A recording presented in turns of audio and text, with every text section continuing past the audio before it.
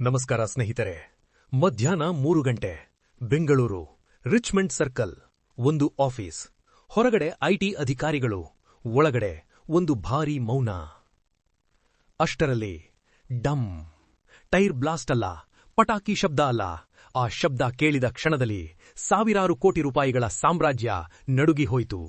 ಕೆಲ ನಿಮಿಷಗಳಲ್ಲಿ ದೇಶದ ಟಾಪ್ ರಿಯಲ್ ಎಸ್ಟೇಟ್ ಉದ್ಯಮಿ ಆಂಬ್ಯುಲೆನ್ಸ್ನಲ್ಲಿ ಹೊರಗೆ ಬಂದರು. ಅವರ ಹೆಸರು ಡಾಕ್ಟರ್ ಸಿ.ಜೆ. ರಾಯ್. ಆದರೆ ಸ್ನೇಹಿತರೆ, ಇದು ಕೇವಲ ಒಂದು ಘಟನೆಯಲ್ಲ, ಇದು ಒಂದು ಮಿಸ್ಟರಿ. ಒಬ್ಬ ವ್ಯಕ್ತಿ 7,000ದಿಂದ 9,000 ಕೋಟಿ ರೂಪಾಯಿ ಆಸ್ತಿ, 100ಕ್ಕೂ ಹೆಚ್ಚು ಲಕ್ಸುರಿ ಕಾರುಗಳು, ಸಿನಿಮಾ, ಬಿಗ್ ಬಾಸ್, ಬೃಹತ್ ಬಿಲ್ಡಿಂಗ್ ಪ್ರಾಜೆಕ್ಟ್ಸ್. ಅದೇ ವ್ಯಕ್ತಿ ಒಂದು ಕ್ಷಣದಲ್ಲಿ ಎಲ್ಲವೂ ಮುಗಿಸಿಕೊಳ್ಳುವ ಹಂತಕ್ಕೆ ಯಾಕೆ ತಲುಪಿದರು? ಇದು ಐಟಿ ಒತ್ತಡನಾ, ಬಿಸ್ನೆಸ್ ಪ್ರೆಷರ್ನಾ, ಅಥವಾ ಇದಕ್ಕಿಂತ ದೊಡ್ಡ ಕಾರಣ ಇದೆಯಾ? ಇದನ್ನ ಅರ್ಥ ಮಾಡಿಕೊಳ್ಳೋಕೆ ನಾವು 3 ದಿನ ಹಿಂದಕ್ಕೆ ಹೋಗಬೇಕು. ಬುಧವಾರ, Bengaluru, Langford town, confident group office. ಅಕಸ್ಮಾತ್ ಎಂಟ್ರಿ, ಐಟಿ ಅಧಿಕಾರಿಗಳು. ಇಲ್ಲಿ ಒಂದು ಮುಖ್ಯ ಪಾಯಿಂಟ್ ಇದೆ. ಈ ದಾಳಿ ಮಾಡಿದ್ದು ಬೆಂಗಳೂರು ಐಟಿ ಟೀಮ್ ಅಲ್ಲ, ಬದಲಾಗಿ ಕೇರಳದ ಕೊಚ್ಚಿ ಘಟಕ. ಯಾಕೆಂದ್ರೆ ಸಿ.ಜೆ. ರಾಯ್ ಮೂಲತಃ ಕೇರಳದವರು. ಅವರ ಬಹುತೇಕ ವ್ಯವಹಾರಗಳು ಕೇರಳಕ್ಕೆ ಲಿಂಕ್ ಆಗಿದ್ದವು. 3 ದಿನಗಳ ಕಾಲ ಡಾಕ್ಯುಮೆಂಟ್ಸ್, ಫೈಲ್ಸ್, ಅಕೌಂಟ್ಸ್. ವಾತಾವರಣ ತುಂಬಾ ಸೀರಿಯಸ್. ಶುಕ್ರವಾರ ಮಧ್ಯಾಹ್ನ ಸಿ.ಜೆ. ರಾಯ್ ಕಚೇರಿಯಲ್ಲೇ ಇದ್ದರು. ಪ್ರಶ್ನೆಗಳಿಗೆ ಉತ್ತರ, ಡಾಕ್ಯುಮೆಂಟ್ಸ್ ಮೇಲೆ ಸಹಿ. ಸಿಬ್ಬಂದಿಯ ಪ್ರಕಾರ ಅವರು ಕಾಮಾಗೆ ಇದ್ದರು.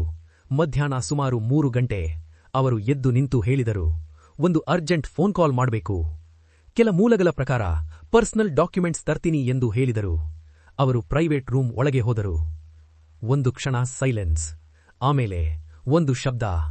ಅಷ್ಟರಲ್ಲಿ ಎಲ್ಲವೂ ಮುಗಿದು ಹೋಯಿತು. ಸಿ.ಜೆ. ರಾಯ್ ಯಾರು?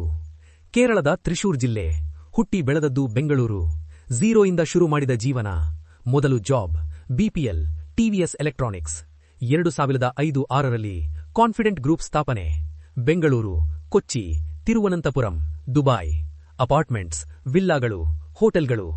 ಅವರು ಕೇವಲ ಬಿಸ್ನೆಸ್ ಮ್ಯಾನ್ ಅಲ್ಲ, ಸಿನಿಮಾ ನಿರ್ಮಾಪಕ, ಬಿಗ್ ಬಾಸ್ ಸ್ಪಾನ್ಸರ್, ಪ್ರವಾಹ ಸಮಯದಲ್ಲಿ ಮನೆ ಕಟ್ಟಿಕೊಟ್ಟವರು.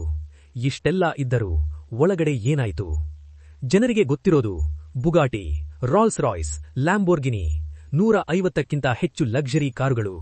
ಆದರೆ ಐರನಿ ಏನು ಗೊತ್ತಾ? ಅವರ ಫೇವರೆಟ್ ಕಾರ್ ಒಂದು ಹಳೆಯ ಮಾರುತಿ 800. ಮೊದಲ ದುಡಿತದ ನೆನಪು. ನಾವು ಎಲ್ಲಿಂದ ಬಂದ್ವಿ ಅನ್ನೋದನ್ನ ಮರೆತಬಾರದು. ಅದು ಅವರ ತತ್ವ. ಆದರೆ real estate business, bank pressure, customer deadline, permission ಸಮಸ್ಯೆಗಳು, ಐಟಿ ಮತ್ತು ಇಡಿ ಭಯ. ಆಸ್ತಿ ಇದ್ದರೂ ಅದು ತಕ್ಷಣ ಬಳಕೆ ಮಾಡುವ ಹಣ ಅಲ್ಲ. ಇದನ್ನೇ ಹೇಳ್ತಾರೆ ಗೋಲ್ಡನ್ ಕೇಜ್. ಇವತ್ತು ತನಿಖೆಯ ಮುಂದೆ ಇರುವ ಪ್ರಶ್ನೆಗಳು: ಯಾವುದೇ ನೋಟ್ ಸಿಕ್ಕಿಲ್ಲ ಯಾಕೆ? ಕೊನೆಯ ಫೋನ್ ಕಾಲ್ ಯಾರಿಗೆ? ಪಾಸ್ಪೋರ್ಟ್ ಸೀಸ್ ಮಾಡಿದ ಪರಿಣಾಮ ಇದೆಯಾ? ರಾಜಕೀಯ ಒತ್ತಡ ಇದೆಯಾ? ಐಟಿ ದಾಳಿಯಲ್ಲಿ ಏನಾದರೂ ಶಾಕಿಂಗ್ ವಿಚಾರ ಹೊರಬಂದಿತಾ? ಕುಟುಂಬದ ಆರೋಪ, ಮಾನಸಿಕ ಒತ್ತಡ ಇತ್ತು. ಐಟಿ ಇಲಾಖೆ ಹೇಳೋದು ಇದು ರುಟೀನ್ ಪ್ರಾಸೆಸ್. ಸತ್ಯ ಯಾವುದು? ಇನ್ನೂ ಹೊರಬರಬೇಕಿದೆ. ಸ್ನೇಹಿತರೆ, ಇದು ಒಬ್ಬ ವ್ಯಕ್ತಿಯ ಕಥೆಯಲ್ಲ, ಇದು ಒಂದು ಎಚ್ಚರಿಕೆ. ಹೊರಗಡೆ ಗ್ಲಾಮರ್, ಒಳಗಡೆ ಸಫೊಕೇಶನ್. ಸಂಪತ್ತು ಇದ್ದರೂ ನೆಮ್ಮದಿ ಇಲ್ಲಾಂದ್ರೆ ಚಿನ್ನದ ಪಂಜರವೂ ಸೆರೆಯಾಗುತ್ತದೆ. ನಿಮ್ಮ ಅಭಿಪ್ರಾಯ ಏನು? ಕಮೆಂಟ್ ಮಾಡಿ ತಿಳಿಸಿ. ನಮಸ್ತೆ.